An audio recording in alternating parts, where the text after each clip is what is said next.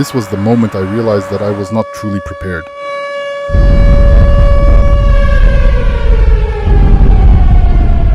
I was standing in a dark room, in a dark apartment, asking myself one simple question: what do I do now? Life does not always give us a warning, a blackout, a storm, a broken system, and suddenly, ordinary things become difficult. We cannot control every crisis, but we can prepare for the first practical steps that help us stay calm and act clearly. And one of the first things we need is light, because before we can find supplies, check on our family, or make a plan, we need to be able to see. When the power goes out, most people make the same automatic move. Most often they reach for their phone to light the way. In that stressful moment, it feels completely logical to reach for it. The phone is already in your hand, the flashlight turns on instantly. And for a few seconds the problem seems solved. But your phone battery may be more valuable than the light in your hallway. You may need that battery later for messages, maps, banking, emergency updates, calls to family, or simply to learn whether the outage will last 20 minutes or 2 days. The real problem during a blackout is not darkness itself. The real problem is having no system. A person wakes up at night, the room is dark, leaving you disconnected and without a plan. A child is calling from another room. Someone needs to go to the bathroom.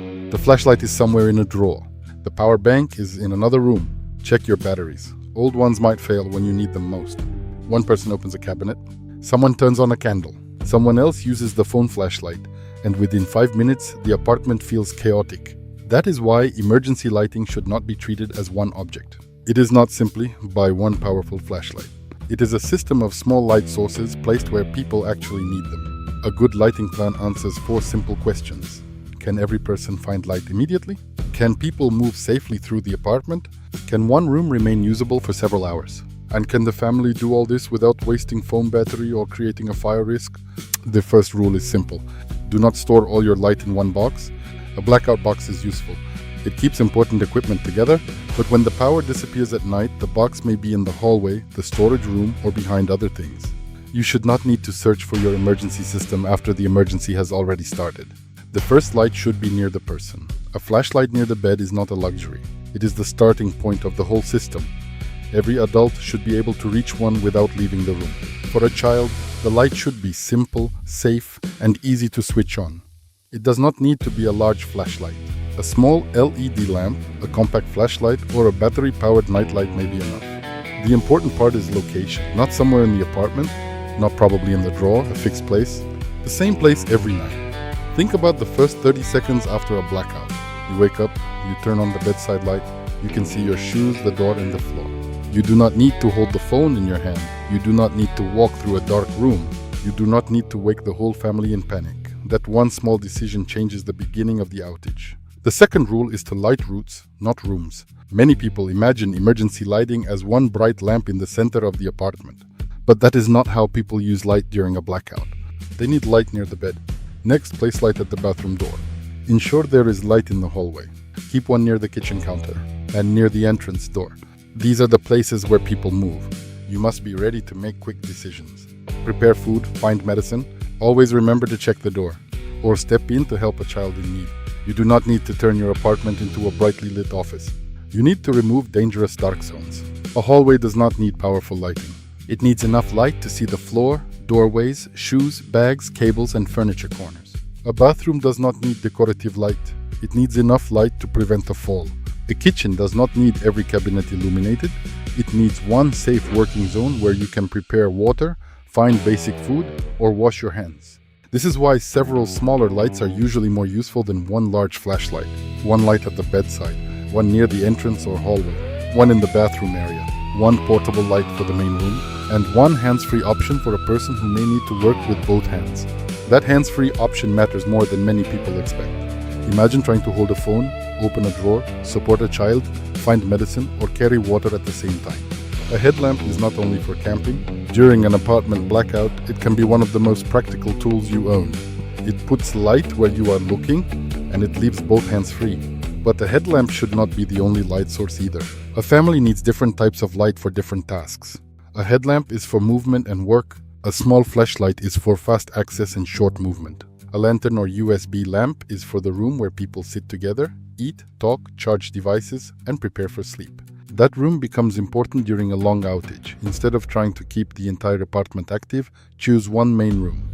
It can be the living room, kitchen, or bedroom, depending on the family. Put the larger lantern there. Keep blankets, water, chargers, basic food, and the family's main supplies nearby. This reduces movement through dark rooms. It saves battery power, it creates a routine, and it makes the apartment feel less stressful. The goal is not to recreate normal life perfectly. The goal is to keep one part of the home calm, functional, and safe.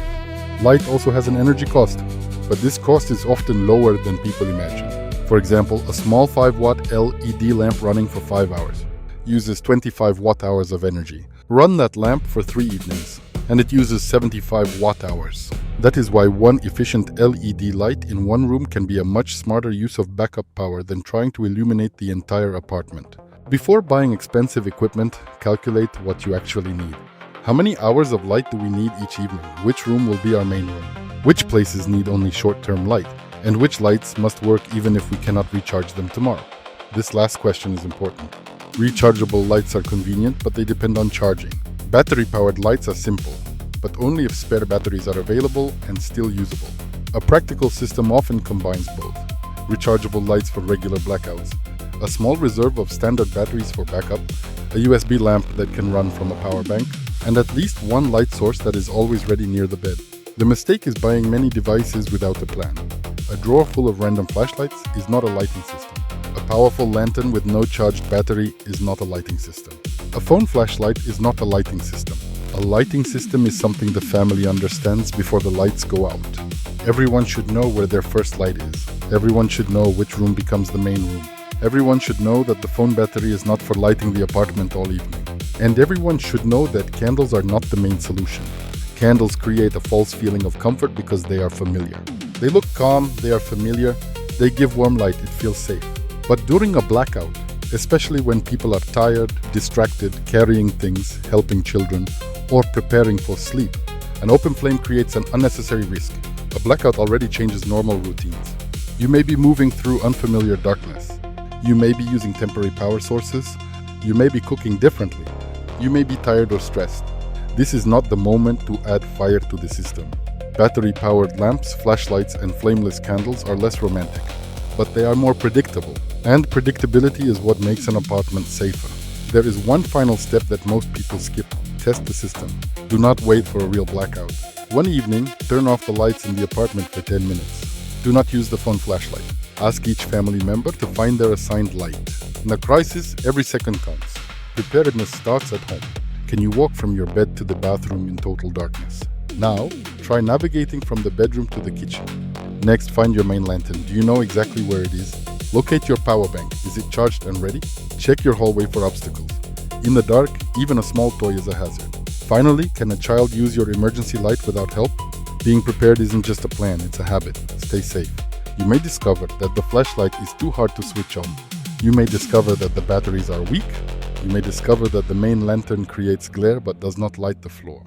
You may discover that everyone goes to the same drawer because nobody knows the plan. That is useful information for your family's preparedness plan. Preparedness is not about imagining the worst possible disaster. It is about discovering small weaknesses before they become stressful. A good emergency lighting system does not need to be expensive. It needs to be simple. Ensure you have a reliable light source placed near the bed. Light on the main roads. Identify one usable room to serve as your primary base. A hands-free option. Keep a reserve of batteries or keep your devices fully charged. And a family that knows where everything is. When the power goes out, the apartment should not become a maze. It should become smaller, calmer, and easier to manage.